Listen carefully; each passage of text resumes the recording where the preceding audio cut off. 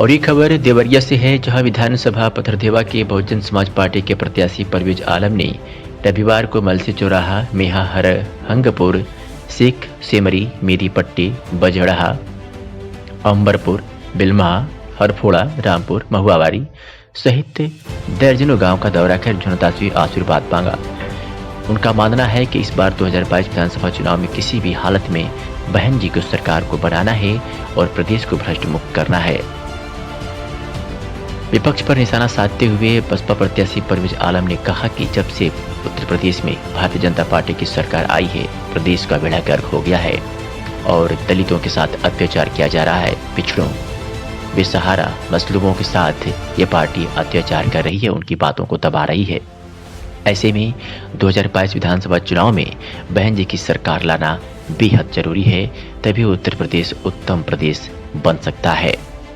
उन्होंने जनसंपर्क के दौरान जनता भर का सहयोग मिल रहा है।